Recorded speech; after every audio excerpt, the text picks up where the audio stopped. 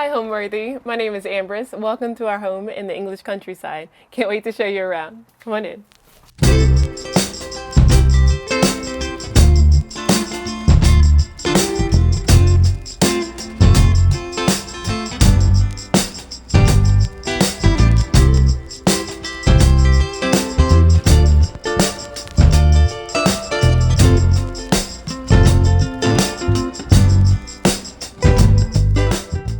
You're watching Homeworthy, where we believe every home has a story. Like and subscribe for more. Hi, my name is Ambrice Miller, and we are in Suffolk in the UK. We are at our home that has origins of the 17th century. So I am originally from Birmingham, Alabama, born and bred. My family, from as far back as we can trace, are from Alabama. But I actually moved to the UK about 13 years ago. It was right after college. I went to Davidson College in North Carolina, and I started working for Bank of America in Charlotte, which is only about 20 minutes away from Davidson. And there was an opportunity to move to London for a project. And I remember saying to my boss at the time, put me in, coach. I want to go to London. I want to go to the UK.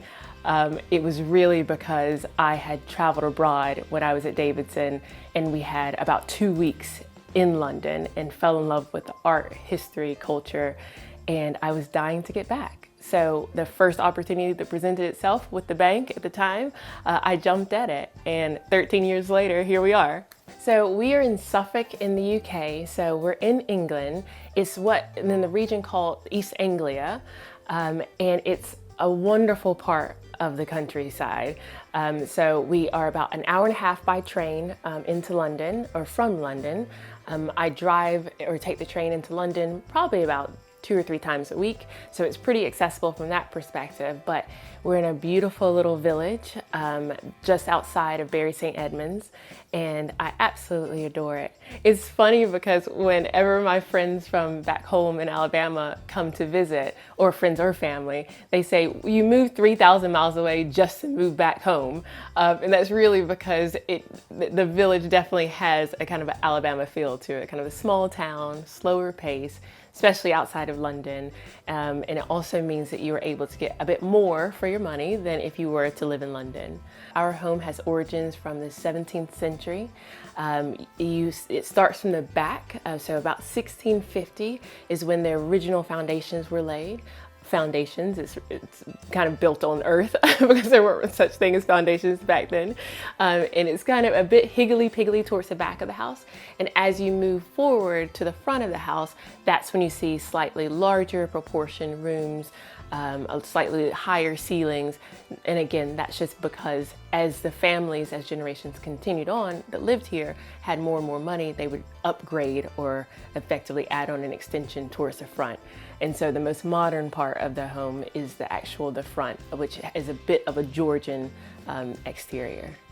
I live in our home with my husband, Ben, and our 18-month-old little boy named Hendrix, and our 2 dogs, Theo and Edison. So we are in the foyer. So the way that the house is built is that it has 2 long hallways that runs from the front to the back of the house, on the top and then the bottom as well. And then all of the rooms go off of those hallways, which is really nice because it means that when you open your front door, you can see all the way through the back if I don't close this divider door. But this foyer, we really just want it to have a bit of a punch when you first walk in. We also want it to complement these original tiles, these Victorian tiles, but I like to say that this is kind of like the religious hallway as we move into the foyer, just because I have some of my religious paintings up. I'm obsessed with anything Italian Renaissance or anything Italian or really continental European religious studies. So that's just my background in art and art history. But one of the things that we wanted to have is a focal point, and we ummed and awed about this the entire time, is having this Sputnik, this Murano Sputnik chandelier. It's probably the one thing that I have to really convince my husband on because of the size of it. And as you can see, it's not the biggest space when you walk in, certainly compared to some of the homes I've seen in America where they have 20-foot ceilings. We don't have that there. We don't have that here, rather. But what I think that this does is it adds a bit of contemporary flair, but also a focus on that artisan and craftsmanship, which I think is so integral to any piece. But the funny part about this is that even though we just about got it in this space, I couldn't actually add on the bottom Murano spikes because otherwise it would touch your head as you walked by, and my husband and I are quite tall, so we didn't want to potentially bump into it and knock it down. But I absolutely love this foyer. I think the fun part about it is this color green, which took me about 2 years to find, and I've painted this probably like 4 or 5 times. Different colors of green.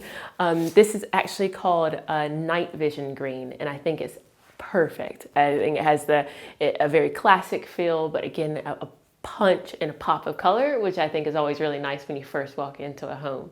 I think it also really works nicely to showcase some of my favorite pieces, which are 2 French oils. They're from the turn of the century, so around 1900. French oils, and we actually got this when we were on honeymoon. So my husband and I were married in Tuscany, and in order for us to get back, instead of flying, because we had to bring so much stuff down to Italy, we drove back, and we just took a nice leisurely drive back, and we went through Saint Emilion. And of course, I have a habit of, no matter where we are, see where I am on Google, and then type in antiques to see if there's anything nearby. And there was this amazing antique shop just outside of Saint Emilion, and this little old man who had just floor to ceiling antiques, and he had these 2 pieces in the back. They're oil on wood. They're not by the same artist, but they would probably have been completed by almost like studies, academic studies. So probably 2 pupils in the same class. But I think they're just fantastic. There's nothing grand about them. I don't think that they're not pretentious whatsoever. They're just studies, but I think they're so beautiful. And every time I see them, I kind of think about our honeymoon and how much fun we had. One of my other favorite pieces in the foyer, and again, I just wanted to put everything that I love really a lot just in one space, right? But is this a beautiful Italian bust. It's done after an 18th, 19th century Italian bust. This is probably early 20th century, but I think it still is quite beautiful. And the idea is anything that has a skull from a motif perspective is just talking about brevity of life. So it's a memento mori is what the term is referred to, but I just think he's really fun. He's usually wearing a Santa hat during Christmas. He's wearing birthday hats if there's a birthday. Right now he's wearing a fez that I don't even know where I got this from, but I just thought it was quite fun. And then what I always love to use is bring a lot of different color and different stones and layer. And so these are some amber beads that I found when I was in Istanbul. But yeah, I just think he's really fun. Another fun piece that I think is really classic and you'll see throughout the home is these chinoiserie blue and white ginger jars. So these are porcelain ginger jars that I had commissioned when I did an artist residency in China about 5 or 6 years ago, if not a bit longer than that. And I fell in love with the region, the capital, the porcelain capital of the world. And it's something that, again, you'll see throughout the home because I feel like it's classic, but also it's very fun. The artisan and the craftsmanship required is second to none. And it's something that Relic has really kind of become known for. It's just my general obsession with bobbin furniture in blue and white ginger jars alongside oil paintings. So there we are. I think I've stayed in the UK for so long, mainly because I love the history and the culture of it.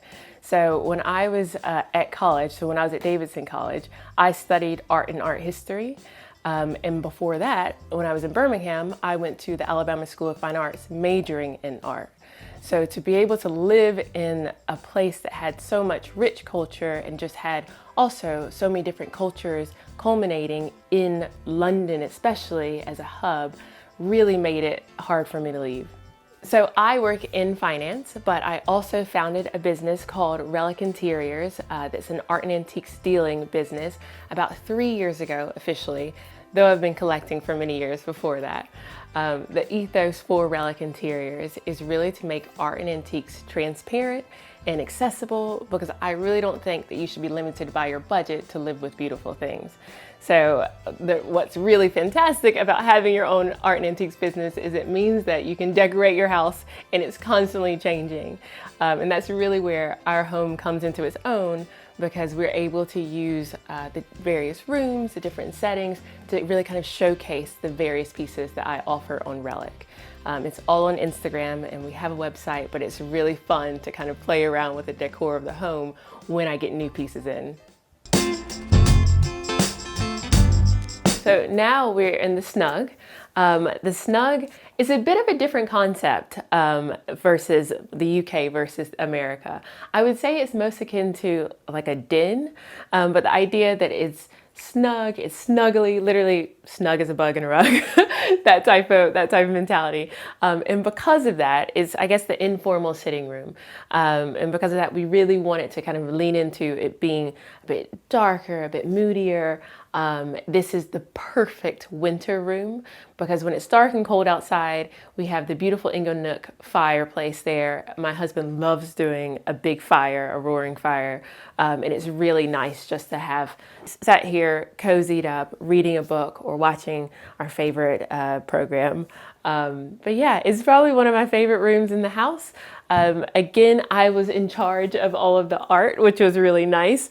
But my husband, this is his claim to fame, he picked out this color, this wall color. So it's called Mission Blue. And we knew we wanted to go for a deeper, darker color. We were thinking about a dark green, but I knew that I wanted the foyer to be a green. So I thought, I don't want this to look like a hunting lodge. so we finally settled on the color of blue. And again, it's those process of discovery. What I think is really nice is that any of the deeper colors or bold colors, really, they really have the opportunity to showcase artwork. I am a bit partial to kind of a gold framed picture. So yeah, it works really well. Some of my favorite pieces here are, oh gosh, where do I even begin? I love this Celine horse head. So this is from the Pantheon. This is a resin copy. This was actually a limited edition done and commissioned by the British Museum. It's done in mid-century. So again, it has a bit of age, but obviously it's not from the Hellenic period, but I think it's really striking. It's unexpected. I think my husband and I both like when you walk into a room and you just find something that makes you smile, or something that's like, oh, I was not expecting that. So I've always also loved anything to do with horses. I love horse art, horse portraits. 2 horse portraits are up here, which are some of my favorites, are by Alexander Pock. He's a European painter in the turn of century, so late 1800s, early 1900s. But he did beautiful equestrian portraits, mainly of military styling. But yeah, I just think those are really nice, and it kind of complements kind of the horse. There's a horse head theme going along here. What I find amazing is when we first moved into the house, and we were living in a flat in London, so we didn't have a lot of furniture, and certainly not furniture that we wanted to bring with us. So we spent the first year or two at auction houses, tons of auction houses around here and just in the countryside, where you have these big country homes where people are moving on, people are downsizing, whatever the case may be. And it just means that you can get these beautiful antique pieces for, at the time, pennies on the dollar, or pence on the pound, depending on who you're speaking to. This is an example of that, this Georgian tall boy. Every time I see one now, I seem to try to buy it, because I think they're beautiful. I think they're very kind of handsome pieces. And you get them in all different types of conditions as well. But I think all the kind of the nicks and the scuffs, it just adds to it. All the patina just really kind of shows its character and shows its age, which I think is quite charming. And obviously the ginger jars, the blue and white, again, they kind of go with pretty much everything. Another piece that I really enjoy in here is this Italian Renaissance piece here. You probably can't see it. It's very dark. It needs to be cleaned, if I'm completely honest. So I would have to take it to a restorer to do that. I have an amazing restorer in London. But it's effectively, you see a central figure on the left, and then you see animal studies. And this is, again, interpret it in various different ways, but it's a sign of enlightenment, a moment of being revealed to by the heavens or by an angel. Some people is kind of debating on which angel and which scene it's depicting, but I just think it's really nice. And because of its deep tones, it demands you to get very close to inspect it. And I think that's always really nice when you have a piece that just commands the viewer to come a little bit closer and share a little bit of a special moment to it. Throughout the house, you'll probably notice that I have, for window treatments, there are some curtains, but the vast majority are tapestries, just because I am obsessed with textiles. I think adding texture into a room through various different types of textiles is the easiest way to make a room look lived in, to make a room feel like it's been collected instead of curated as such. And I have a few of these Uzbekistan Suzanis, and I think they're just beautiful. This one probably is only about 40 or 50 years old, but they were effectively marriage textiles. And the term Suzani kind of comes from thread or million threads, and the idea that, the marriage will last as long as there are threads in the tapestry. That's one interpretation of it, but I just think that they're beautifully done and rich in color, and they come in various palettes. I particularly like these because they feel a bit more muted, but they add a visual interest into a room. And then kind of returning back to the Inglenook fireplace, again, this is where we normally put the Christmas tree. This is where we spend the most time as a family, me, my husband, my son, and the dogs, and it feels very kind of cozy. And it's nice to be able to have one of my pieces when we're not using the fireplace right now, because it's in the summer. One of my favorite paintings that I've been able to source is a Henry Frederick Lucas painting. And I'm obsessed with his work, mainly because he is just second to none regarding equestrian portraits. I think the detailing is really fantastic. This one is actually, I sourced this one for Relic, but I have one that I bought at auction that I don't think I could ever part with, just because it's really quite special to me. But it's nice to have this on display here when we're not using the fireplace, but obviously when you're using a fireplace, do not put any artwork above it. Especially not one like as old as this one, because I'm sure modern fireplaces are a little bit better insulated, but this one is not. But yeah, this is the Snug. I think it just has such wonderful character to it. I really love the exposed beams. I think that's a really kind of fun and authentic element to the room. And this is where, again, we spend so much time as a family. Living in a home with a history as long as ours does, it's such a privilege. When my husband and I were looking at moving outside of London and buying our first home and buying a house, we knew we wanted a period property. We knew we wanted something that had character and a bit of a soul to it. And we could have never imagined we would find this house. So it's called Chapel House. We jokingly refer to that house as Chap. And we say that, we just had such a good energy when we first walked in. And I know that people try to describe what that feels when you know, but we genuinely just said, this is it. Before we even set foot in it, actually, just from the pictures that we saw on the listing, we said, this was it. This was embodied everything that we thought we wanted from a family home. And I think that we always say that Chap is very happy with what we're doing because we're bringing him back to his former glory. So we are now in the dining room. This is probably the room that sees the most attention whenever we have friends over, which is often, just because it's nice to have a big table spread and just have a lot of fun.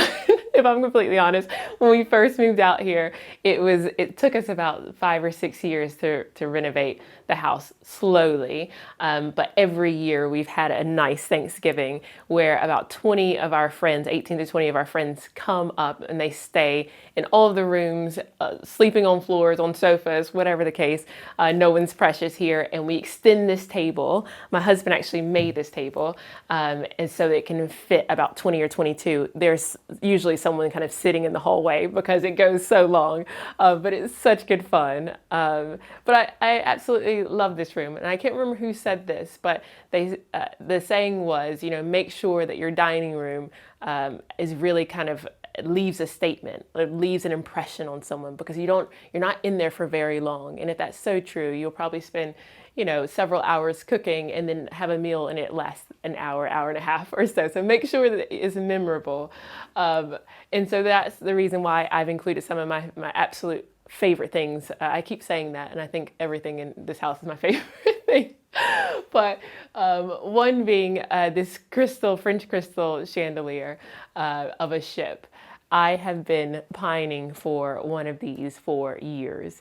I think it was actually Kirsten Dunst who said that she had one in one of her homes, and I had never seen anything like it, and I just fell in love with it. And one of the beauties of, again, having Relic is that I've had an amazing time meeting so many different other dealers who are traveling around the world as much as I am, finding and sourcing different pieces. And one of the dealers named Mike, he came across this bad boy. And as soon as I saw it, I said, you have to sell it to me. Like, I don't care. Just name your price. I have to have this thing. Luckily, he's a good friend and a fair dealer, so he didn't completely rinse me for it. But it's one of my favorite pieces. It was a light. It can be wired as a light. However, you'll see there's not that much light in this room, and that's intentional, just because however you want to view it, we like eating by candlelight. And it's just, again, a bit of drama that you only do when it's when your friends and family are over. So you might as well. It's normally just us sitting at the kitchen island if it's just the three of us. So whenever there are friends around, we make the effort and eat by candlelight. So I'm going to change this into a candelabra. And so whenever we have our next dinner party, it will be lit and ready. Another really nice thing about this room is, again, my husband built the table, and it was our table from London. He's now like really upset because he's like, we need to throw that away, but it has such sentimental value to me. It's just a wooden table. You know, all the pieces we get sourced from a local hardware store in London. So it's kind of a match of smaller bits of wood. But on the table is this 17th century Verdú tapestry. It's dated late 17th century, early 18th century Verdú tapestry. And it's a Flemish tapestry that has so much history to it. Verdú just basically means it's green. What you can see is that they normally have a lot of different botanical studies. They have different motifs. This one in particular has a bird motif and, again, foliage, which I think is really nice. It has this kind of, it's worn in places, but it has this type of warmth to it that I think is really quite nice. And again, it goes back to my kind of love of textiles and the use of textiles in a room.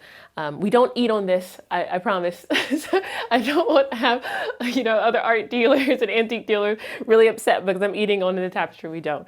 I promise. We put it away safely whenever we're actually eating and just pull out a normal tablecloth. But I think it's a bit of fun and a bit of drama to complement the chandelier as well. And this room is just about drama, isn't it? One of the less dramatic, but hopefully as lovely pieces is one of my sofas that I designed. So for Relic Interiors, I not only buy and sell art and antiques and deal in art and antiques, but I also design furniture, indoor and outdoor furniture that's inspired by a lot of the antique collections, pieces I have in my collection. And this is one of the two-seater sofas from the Chapel Vale collection. I think what's really nice detailing, if I can brag a little bit, is this beautifulully made of French oak based off of a chair, a bobbin armchair at the turn of the century. One of the few claims to fame that America has in regards to antiquities is I want to claim the invention of bobbin. So there's a little bit of debate about that. But the idea originally was that bobbin is just made up of little bits and pieces of wood from a factory. And again, it wasn't considered highbrow at all. And in fact, it was a little bit considered a lower class thing. But as it became, as a lot of things do, it became in vogue and it made its way to Europe. And so you have French and English bobbin pieces of furniture. I love them because I think it's really kind of fun and whimsical, and I wanted to design a collection based off of that. And we came out with Chaffel Bell earlier this year, and it's been fantastic in regards to the reception of it. And it's really nice to have something that you've designed in your home, in your home that you can enjoy. And so yeah, this is one of my favorite pieces. It also comes in a 3-seater sofa, which is very amazing. We have that in one of the upstairs rooms, but yeah, just a kind of a pride and joy moment here.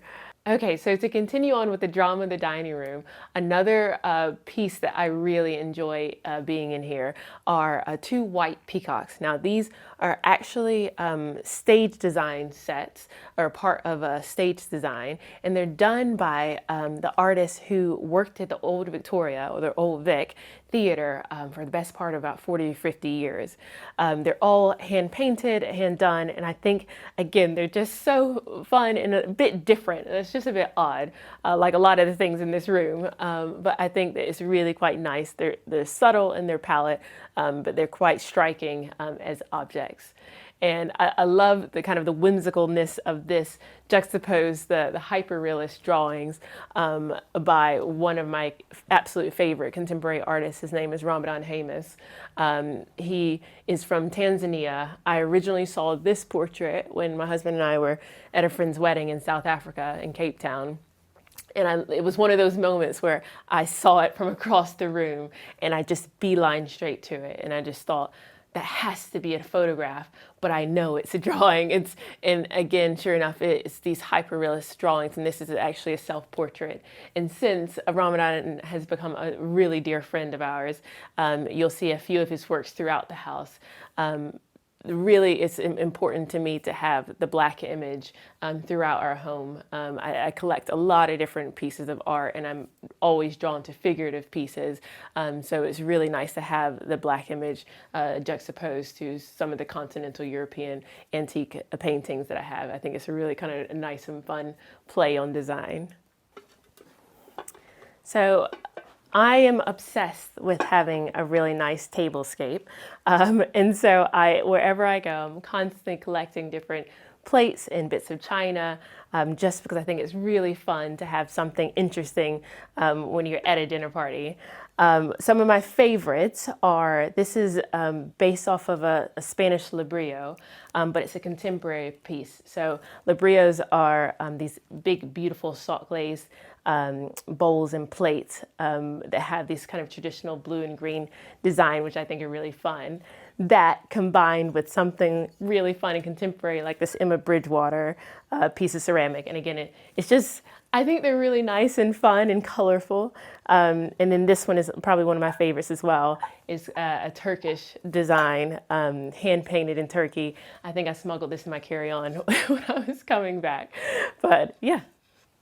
So as far as my personal style and how we decorated the house, it's a little bit of everything. I joke to say with Relic, we go from classical to kitsch, and I think that's very much the style of this home. We want it to be true to the bones of it, and it has so much original charm and history. So we didn't want to go super modern because that's not really our taste per se, even though we like modern pieces and we kind of sprinkle them throughout. We really wanted to lean into that characterful, really kind of deep, traditional style with pops of culture and pops of color, throughout. So each room, it's funny because when my husband and I, before we were married, we talked about what would be our dream home. And he said, oh, in my dream home, every room would have a different theme and every room would have different color. And I remember thinking at the time, like, ooh, I don't know if that would feel very cohesive or look, look very good. But I didn't say that because I still wanted to impress him. So I was like, yeah, definitely agree with that. But it's funny because now, as we've decorated each room, each room has taken on a different style. Though I feel like there's a common thread throughout, and I think that's the art that we've bought together, and then the art that I have for Relic. I think that's really the commonality between it, and you'll be able to see that as well. Even if they're different color schemes and different kind of ethos in each room, there's certainly a common denominator that I think is our style, which is classic, traditional with a bit of a twist. So we're now in the drawing room. Again, this is probably most akin to a formal living room or formal sitting room. Again, I think this was before, would have probably been where the women would retire to speak after dinner time. But for us, it's really just a room to have a lot of the things that we've traveled and collected, things that we really adore. And we actually use this room a lot, especially after we put Bubba down to sleep. It's nice to just have a little bit of an adult time of just relaxing and maybe having a glass of wine, having probably whiskey for my husband. Yeah, and just appreciating the things that we have. One of my favorite things in this room, in the focal point, is the chandelier that I actually bought when I was in Paris, wedding dress shopping with one of my best friends, Shannon. The intention of going to Paris was just a wedding dress shop, but of course, I just want to pop into this one little shop as we were walking to lunch. And this man had the most beautiful shop. It was probably the size of this room, just completely rammed full of different bits and pieces. And I saw this and I asked him, is it working? And he said, yeah, sure. And again, thinking like, I'm just going to trust him, sure. And getting this back on the Eurostar to London, I don't think I won too many points with my friend Shannon because I think she was so embarrassed with me having this massive box. But I think it's really fun. And again, just every time I see it, I kind of think of the fun time that we had. And it was such a nice girls' trip.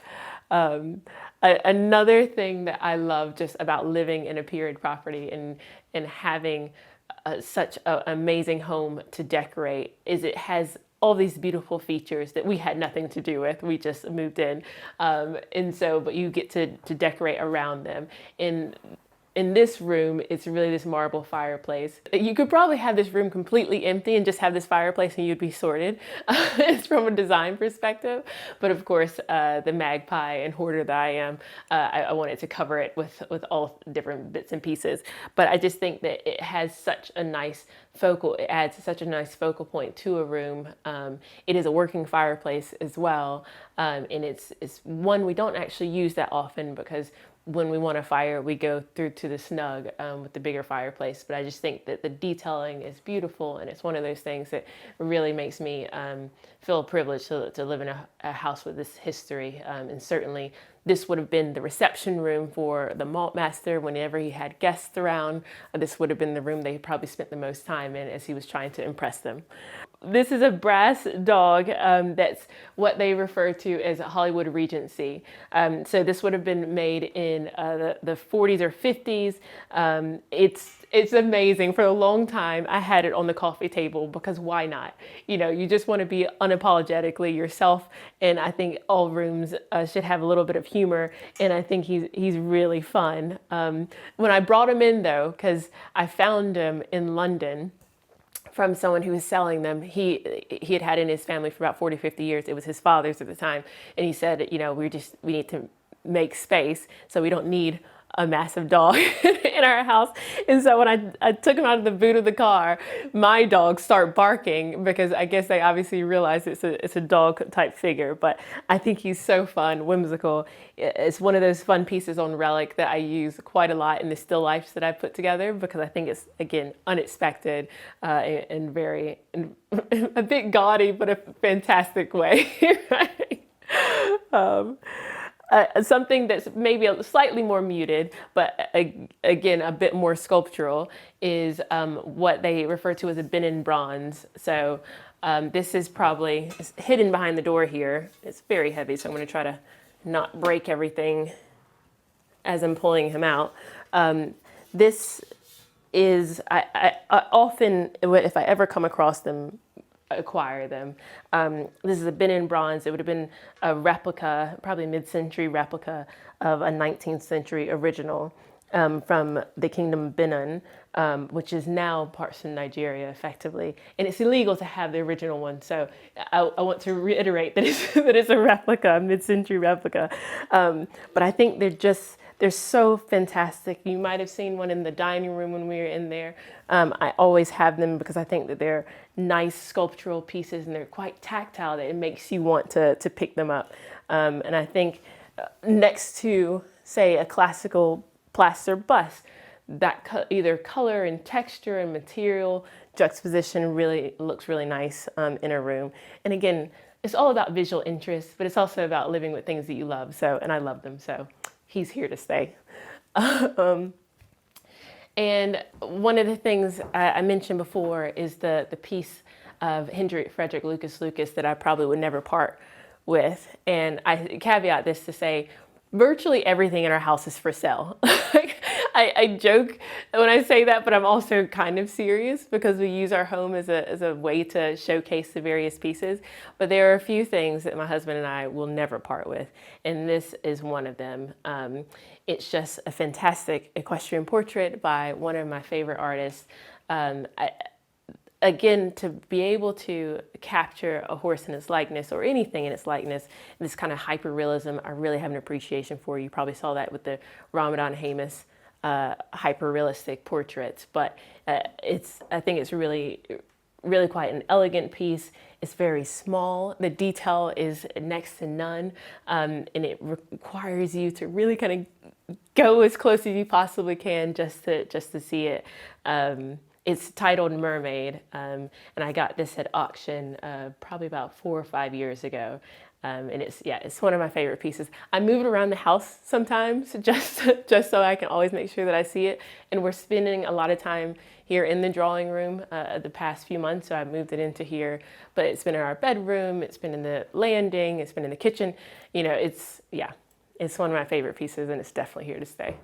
This area in Suffolk had 2 different types of economies. One was brewing, so anything from like malt making, any type of brewers that were nearby, and also in textiles as well. And this house was a malt master's house, so anyone that was in charge of, or the gentleman that was in charge of overseeing the organization of getting all of the malt in and processing it and then having it shipped out, he would live here. He resided here with his family, and then there's also servants' quarters and servants' stairways at the back of the house as well. I think as soon as we walked in, when we saw it for the first time, and the estate agent mentioned that it had ties to Truman Brewery in London, my husband, who's obsessed with craft beer, said, "Okay, right, where do I sign?" You know, he didn't actually have to tour the property.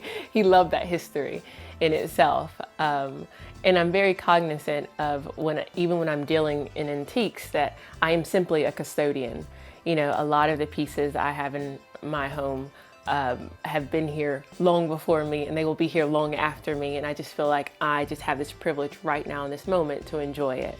And then hopefully it passes on to a new owner or buyer or customer, whatever the case.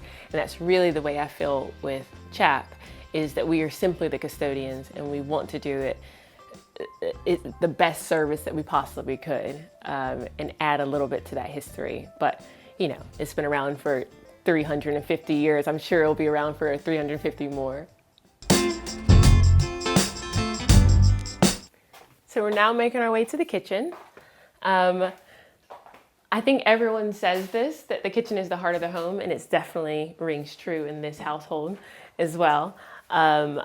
I was going to try to pretend like I made all of this, but I certainly did not.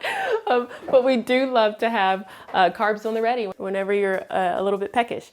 So in this room, again, this is part of the back part of the house, so it's a lot smaller in scale. It has lower ceilings, you'll notice, as opposed to, say, the drawing room or the foyer.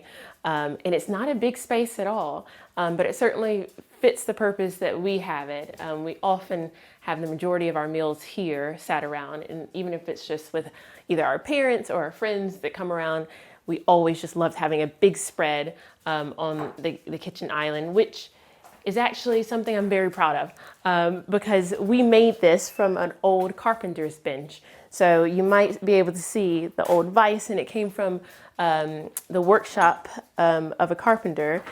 And we loved it so much because, again, that kind of antique and old, and this isn't antique, it's probably like early 20th century, but it just has a really beautiful kind of aged patina to it. But to make it functional, we knew that we needed to have a white, clean surface top because all the little holes and the scratch marks in the top of the carpenter's bench is not conducive for cooking. So we found an old restaurant that was a seafood restaurant, and they were closing down, and they had two massive stainless steel tables, and we effectively cut the legs off of them. I built a subframe underneath the tabletop, and so that we could then attach it to the carpenter's bench.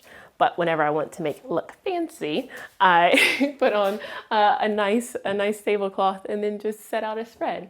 But when it's us, it's usually just the stainless steel version, and then we just wipe it clean, especially with a toddler and their little smudgy fingerprints everywhere. It's a lot easier to deal with.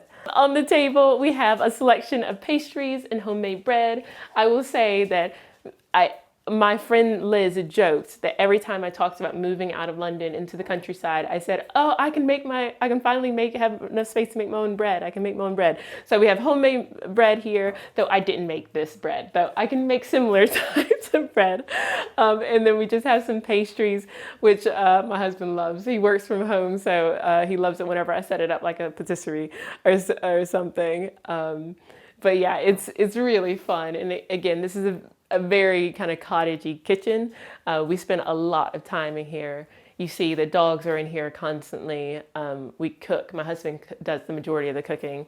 So one of this kind of splurge items in the house for doing a lot of the renovation ourselves, it meant that we can really kind of splurge on the items that we really wanted, was this 8-eye Lacanche cooker range, and it has a double oven, and it cooks a 20-pound turkey in about 2 hours. So it is well worth it. And when you have 20 hungry guests for Thanksgiving who want a turkey in 2 hours, we have it sorted. But one of my favorite things in the house, let alone the kitchen, is this tea towel, and this is from this says London, and it's just of one of the guards, but it's from my grandma, so we called her Mama. And this was in her kitchen for years and years, so my mom's mom.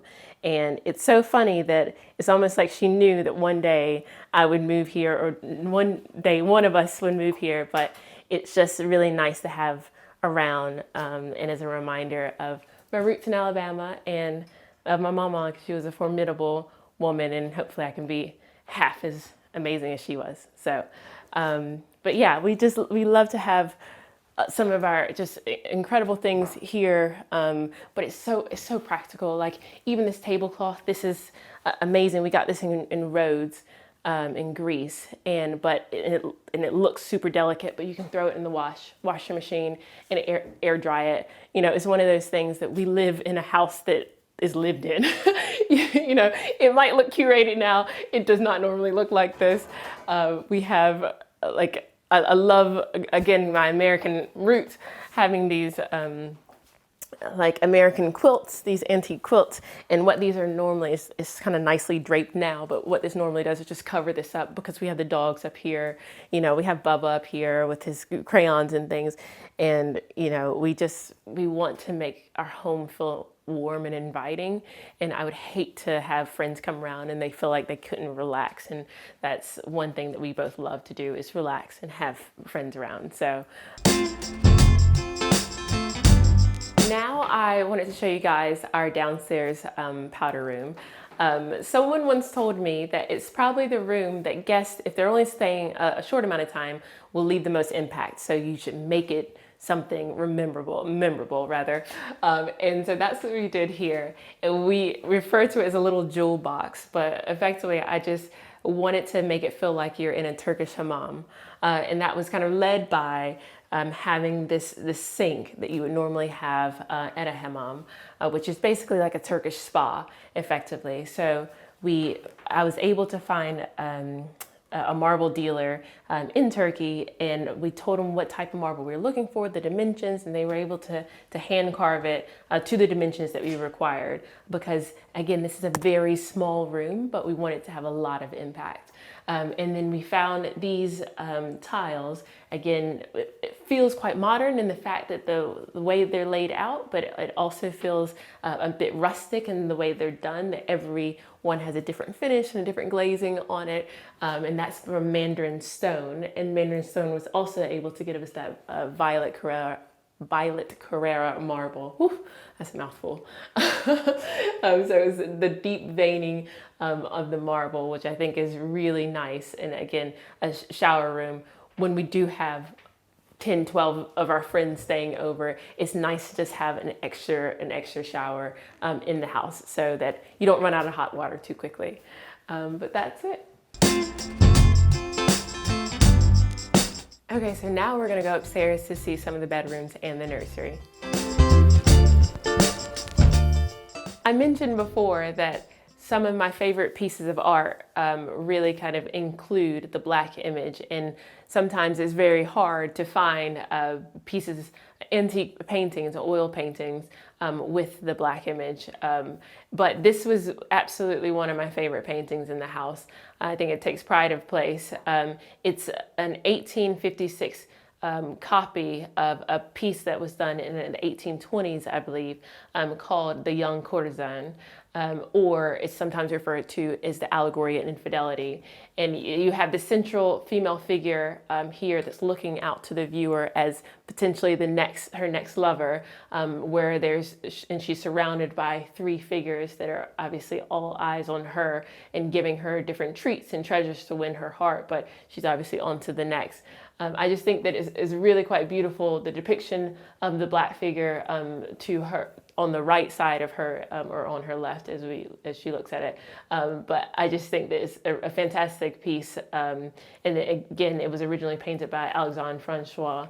But yeah, it's one of those things that I love, that image. And then behind me, you'll see another Ramadan Hamos's piece that I actually gave that to my husband for our first anniversary because it was paper is the anniversary gift. And because I had become good friends with Ramadan, I commissioned him to do this piece, and it's called Shushu, which means grandmother or old mother. And I think it's just beautiful. And so many people, as they come up onto the landing, they think that it's a photograph. And then you get very close, you can see that it's a drawing. And I think it's magnificent, honestly. And it's such a delight to see every day. Now we'll make our way to one of the guest bedrooms called the map room. And we titled it that, or named it that, because we wanted to, again, have a lot of the pieces that we sourced from around the world in one room, and it feels like an explorer's room as such. That was the original intention. Now it's just turned into like, it feels like like your grandmother's sewing box, because when my husband's not looking, I could keep putting more color and more frill in it everywhere. But what I love in this room, very selfishly, is my 3-seater bobbin sofa. So this is from the Chapel Vale collection, and I think it's really nice. It's done in a dust rose velvet, and it's just super comfortable. One of my friends, Claire, and her kids came up for a weekend, and her little girl, Lily, just was in love with the sofa, and we would catch her just asleep or curled up in the corner of it, and it just, I don't know, it just made my heart sing, because that's exactly what we want. You want well-made, comfortable furniture built for a lifetime. So, but yeah, we were able to just have a little bit of everything in this room. This is an original bobbin piece. This is early 20th century. And again, this is kind of the motif that that inspired the new Chapel Vale collection. I mean, you'll probably find a billion examples of bobbin throughout my house. We jokingly say it's an obsession, but it's true. I think it is. But this is the map room. And this quilt, again, talking about textiles, I actually received that from a friend that I met on Instagram. So on Relic, which is where I sell the antique artwork and the bobbin furniture, and also textiles, I've been able to meet a load of different amazing dealers, but even more amazing are friends on there, customers, people who want to collaborate, people who also share this love of interiors. And one of them, one of my lovely followers sent me this because I kept complaining I could not find enough quilts. But now I have too many, so I feel like I should repay her the favor. But yeah, Relic has been wonderful for that. One of my favorite design tricks, or maybe it's not even a trick, just one of my favorite design techniques is layering rugs, layering different colored rugs, textured rugs, style of rugs. I actually saw this originally when I was in South Africa, and we were staying at this beautiful Airbnb, and it was just a mismatch of 15 different rugs in their sitting room. And my husband and I both said, like, this is just so fun and it's so nice. And so it was certainly a conscious effort when we had the time and space to finally to layer the various different rugs. And again, it kind of goes back to what we were talking about, this idea of textiles and adding texture and color. And it means that you don't have to be too serious about your interiors. You can just put together what you like. And if it's all coming from you, from your own aesthetic, it will all pull together. So this rug is one that I got when I was in Morocco with a good friend named Tia. And it was so funny because you should have seen us going through the airport with like 17 bags each just full of Berber rugs, and rugs from the Atlas Mountains. This is a contemporary rug here that's supposed to look antiqued and worn and things. And then this is an Afghan rug. And this is again just a wool Afghan rug. And I think altogether they're just so nice.